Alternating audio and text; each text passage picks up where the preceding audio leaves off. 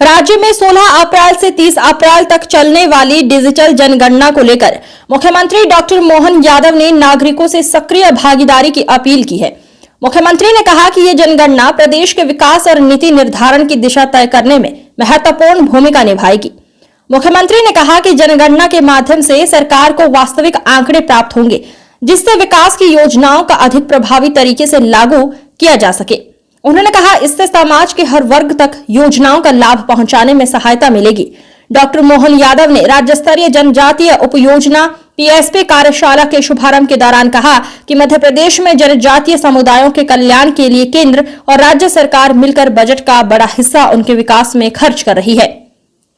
उन्होंने कहा, इस बजट का उद्देश्य जनजातीय समाज को मुख्यधारा से जोड़ना है और उन्हें समान अवसर उपलब्ध कराना है। मुख्यमंत्री ने यह भी कहा है कि सरकार का लक्ष्य है कि जनजातीय समाज अन्य वर्गों के साथ कदम से कदम मिलाकर आगे बढ़े और विकास की दौड़ में पीछे न रहे।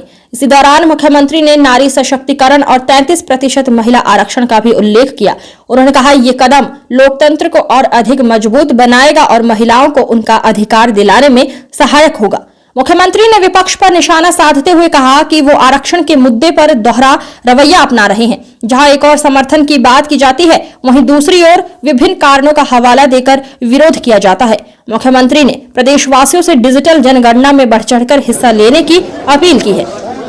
आज से मध्य प्रदेश में 16 अप्रैल से 30 अप्रैल तक डिजिटली स्वगणना अभियान का मैं स्वयं भागीदार भी बना हूँ और आप सबके माध्यम से अपील करना चाहूँगा कि डिजिटली जनगणना में हम सब मिलकर के बढ़ चढ़ कर के भाग लें।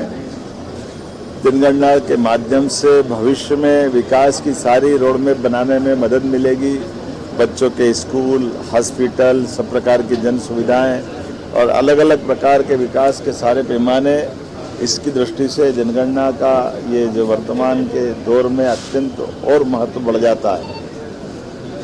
आज एक और कार्यक्रम यहाँ संपन्न हुआ। हमारे प्रदेश में देश का बड़ा हिस्सा जनजाति भाई बहनों का हमारे प्रदेश के अंदर है।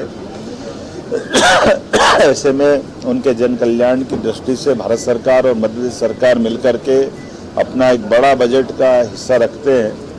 बजट का सही अर्थ में जनजाति समाज के विकास में उसका सदुपयोग हो, विकास की धारा में जनजाति समाज भी कदम से कदम मिला करके बाकी समाज के साथ चले।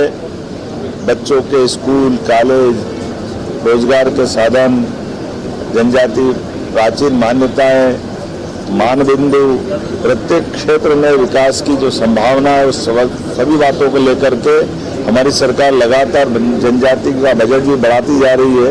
और ऐसे में भारत सरकार भी माननीय प्रधानमंत्री के माध्यम से, प्रधानमंत्री जनधन योजना के माध्यम से भी बड़े पैमाने पर आवास से लेकर सब प्रकार की राशि दे करके और उम्मीद कर रहे हैं कि हमारे समाज का ये घटक कदम से कदम मिला के चले।